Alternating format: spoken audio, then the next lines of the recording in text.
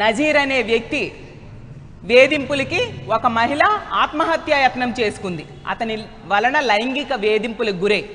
మరి నజీర్ అనే ఎమ్మెల్యే, మరి అతని మీద ఏం చర్యలు తీసుకున్నారు? మరి ఒక ఎమ్మెల్యే మీదే చర్యలు తీసుకోకపోతే దాన్ని చూసి కార్యకర్తలు మేం తప్పు చేసినా మా మీద కూడా చర్యలు తీసుకోరు అన్న ధైర్యంతో ఈరోజు ఈ విధంగా ఇలాంటి పనులు చేస్తూ ఉండే పరిస్థితి మనం చూస్తూ ఉన్నాం.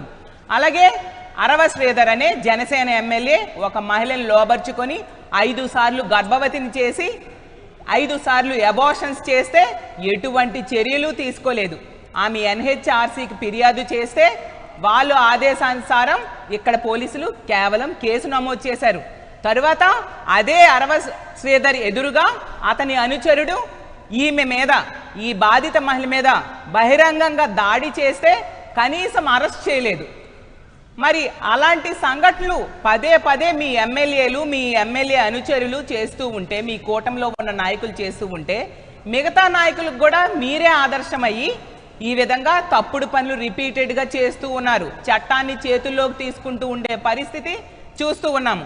మొన్నే కావలిలో సంఘటన చూసాం.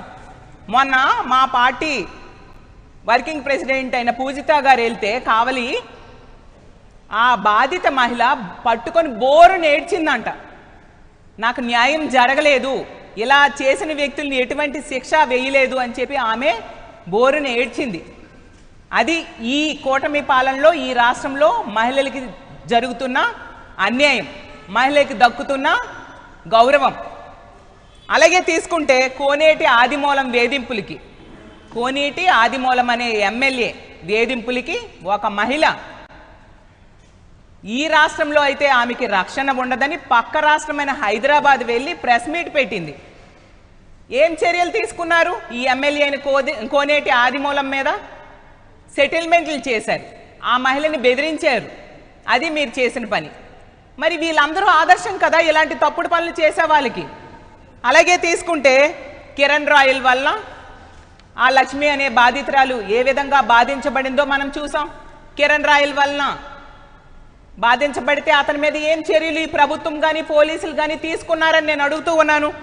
అలాగే చంద్రబాబు నాయుడు గారి సొంత నియోజకవర్గమైన కుప్పంలో ఒక మహిళని వివస్త్రం చేసి స్తంభానికి కట్టి దాడి చేశారు. మరి ఏం చర్యలు తీసుకున్నారు? అలాగే మనం చూసాం టీటీడీ చైర్మన్ తాలూకా వీడియోలు బయటకు వచ్చాయి. ఆ మహిళ లేఖ కూడా రాసింది. మరి అతని మీద ఏం చర్యలు తీసుకున్నారు? ఏ చర్యలు తీసుకోలేదు. వీళ్ళందరూ ఇలాంటి తప్పుడు పనులు చేసే వాళ్ళకి ఆదర్శం కాదా అని నేను అడుగుతూ ఉన్నాను. అలాగే కొలికిపూడి శ్రీనివాస్ అనే టీడీపీ ఎమ్మెల్యే వేధింపులకి ఒక మహిళ VRO ఆత్మహత్య యత్నానికి పాల్పడింది. మరి అతని మీద ఏం చర్యలు తీసుకున్నారు? ఎటువంటి చర్యలు తీసుకోలేదు. సో మా ఎమ్మెల్యేలు తప్పులు చేసినా ఈ కూటమి ప్రభుత్వంలో పోలీసులు కానీ ప్రభుత్వం కానీ ఎటువంటి చర్యలు తీసుకోవట్లేదు. వాళ్ళనే ఆదర్శంగా తీసుకొని మేము కూడా తప్పులు చేస్తామని ఈ కార్యకర్తలు అలాగే వార్డు స్థాయిలో నాయకులు ఈ విధంగా చేస్తూ ఉండే పరిస్థితి మనం చూస్తూ ఉన్నాం. అలాగే కాకినాడ రూరల్ ఎమ్మెల్యే అనుచరులు చూసాం. ఆ రోజు అదే పంచాయతీరాజ్ డిపార్ట్మెంట్కి చెందిన ఒక ఫీల్డ్ అసిస్టెంట్కి డబ్బులు ఇమ్మనేసి లేదంటే పక్కలోకి రమ్మని వేధించిన పరిస్థితి. ఆమె కూడా ఆత్మహత్య యత్నానికి పాల్పడింది. ఆ అనుచరులకి ఏం చర్యలు తీసుకున్నారు? వాళ్ళ మీద ఎటువంటి చర్యలు లేవు. తుని సంఘటన చూసాం. తెలుగుదేశం పార్టీ నాయకుడే ఏ విధంగా ఒక బాలికని లైంగికంగా వేధించాడు అనే విషయం, ఏ విధంగా లోబర్చుకోవడానికి ట్రై చేశాడు అనే విషయం. ఇలా మహిళల మీద అఘాయిత్యాలు జరిగినా, దాడులు జరిగినా, హత్యలు జరిగినా, అత్యాచారాలు జరిగినా అన్నింటికీ ఎక్కువగా కారకులు తెలుగుదేశం పార్టీ నాయకులే ఉండే పరిస్థితి మనం చూస్తూ ఉన్నాం ఈ రాష్ట్రంలో.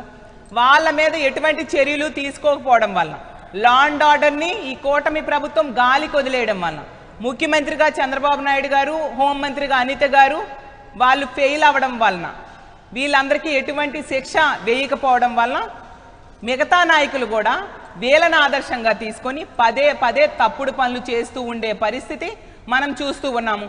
ఈరోజు ఈ రాష్ట్రంలో ఈ కూటమి పాలనలో రోజుకి 3-4 మహిళల మీద హత్య కానీ అత్యాచారం కానీ జరుగుతుంది. నిజంగా సిగ్గుపడాలి.